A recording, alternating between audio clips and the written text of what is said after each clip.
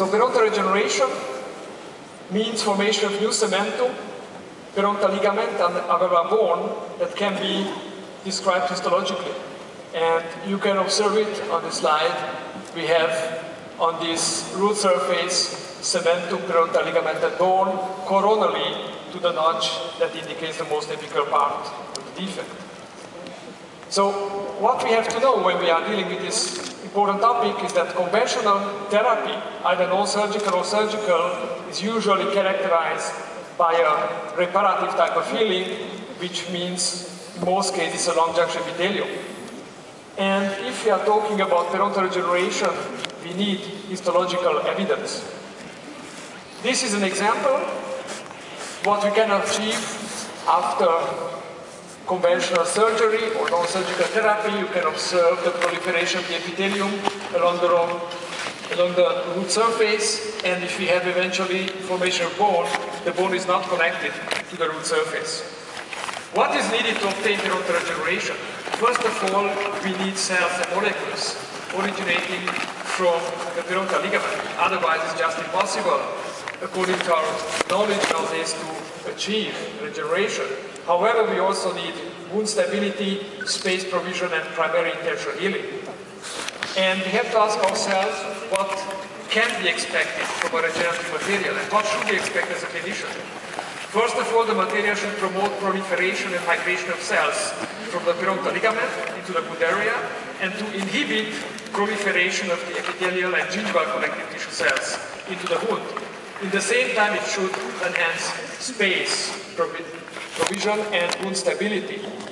So if you look in the literature, we have plenty of materials. We have the grafting materials, we have guided tissue regeneration, matrix proteins, different types of growth factors, platelet-rich plasma, platelet-rich fibrin, and combinations. And we recently summarized the evidence from human histological studies about the various regenerative materials. And what can we expect if we place a graft in a defect? And this is an example where this defect was grafted with an alloplastic material, and you see a wonderful feel in this defect. And in our picture. However, histologically, this is not regeneration, because you can clearly observe long junction epithelium, we can clearly observe an encapsulation of the particles in connective tissue, and eventually the bone that has been formed has nothing to do with the graft. It regenerated by itself, because the patient regenerated by itself.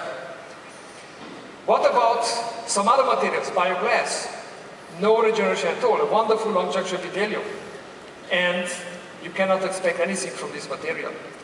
Some materials, like natural bone mineral, you can see here the example of newly formed cementum, perontal ligament, and bone formation around the particles can, to a certain extent, promote regeneration. However, at the coronal portion, the particles are encapsulated in connective tissue. Do we need bone grafts to obtain perontal regeneration? There is very limited evidence suggesting that bone grafts or bone biomaterials may promote perontal regeneration. We have to be aware of this.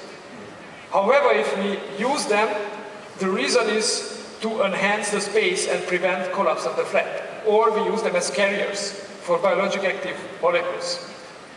If used, the selection of a graft is made on biologic criteria. This is very important. We don't put everything that we get in a pocket.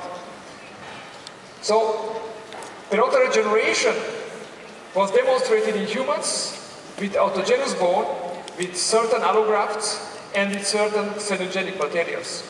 Until now, the evidence suggesting that alloplastic materials may promote regeneration is very weak to know. Autogenous bone is the gold standard because it's osteoinductive, osteoconductive, osteogenic, and contains living progenitor cells. However, the harvesting technique appears to play a role.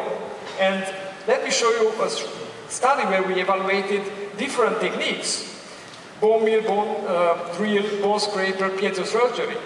And these data were published on the osteogenic potential of those grafts.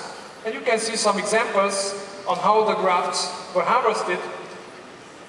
And when we looked at the biologic potential of the material, you can see that the cell numbers are different. For example, the bone meal and the scraper yielded the best outcomes, whereas the piezo was the worst, indicating that from a clinician's point of view, it is not the same how you harvest the bone graft. It's very important. And you can see this is also true for the release of PMPs. Guided tissue regeneration, another important concept, I don't want to go into details, is very well documented, has been shown to result in regeneration, and even in a class 3 furcation in animals, as you can observe here, if we have no exposure, you can see it on the right, we can completely close the furcation. However, if you have an infection, we have a resorption of the bone. The mimetic proteins are also very interesting because they are biologically active. And histological evidence has provided very nice data showing that in animals and in humans we can have very nice regeneration of cementum, as you can observe it here, and frontal ligament associated with bone. What about the clinical relevance of this concept? This is one example. You see a defect treated with mimetic proteins, the situation at 3 months, at 10 years follow-up, and you can observe that these teeth were kept more than 10 years. And the same goes through also with the guided tissue regeneration concept. So what about growth factors? We have some materials, PDGF, some BMPs, but FGF2 and GDF5 may be of interest.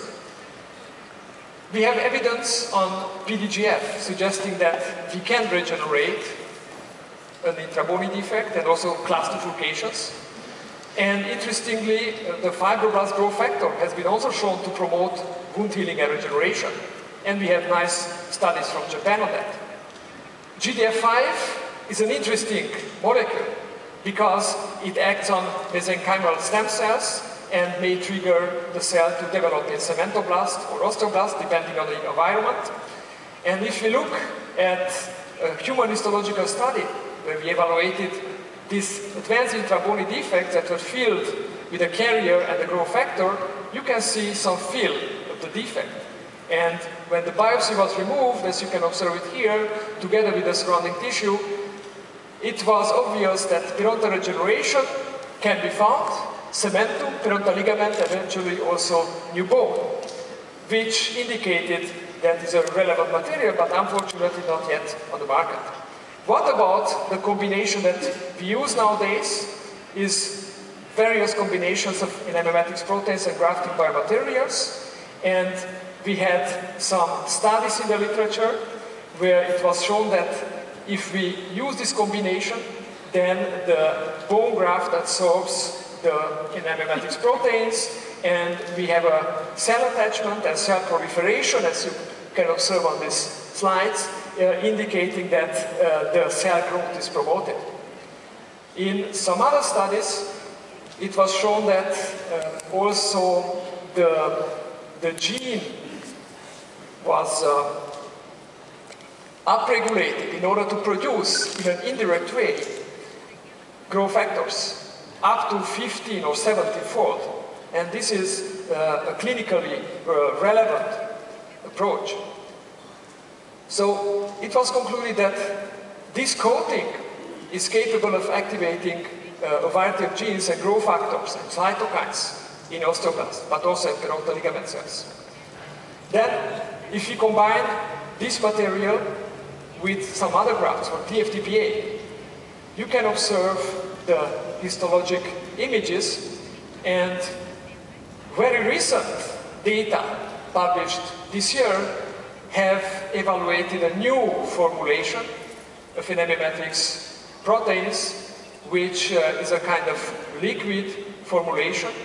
And when you look at the two slides, this is to the left, we have the conventional gel form, and to the right, you can have the new formulation. So it was interesting to see that in combination with various types of bone grafts, natural bone mineral, DFTPA, or alloplastic materials, the results were quite interesting, because the proliferation and differentiation of the cells was promoted. And in fact, the new formulation appeared to be more suitable for this combination. And finally, I would like to show you only one clinically relevant image indicating that this combination can be used in large defects, and this is nowadays more or less the state of the art in regenerative periodontal therapy. So now I would like to continue after this introduction with my two speakers. And the first speaker is Dr. Michael McGuire from Houston. He will talk about alternatives for autogenous grafts, outcomes, attachment, and stability. And Dr. McGuire is author of more than 50 scientific articles and textbooks, chapters in periodontology and implant dentistry. And this is a fantastic achievement because he works in private practice full-time. He serves on the editorial board of multiple publications, as, for example, Journal of Periodontology, International Journal of Periodontics and Restorative Dentistry, and the International Journal of Oral and Maxillofacial Implants. And he is founder of the McGuire Institute, a non-profit, practice-based clinical research work.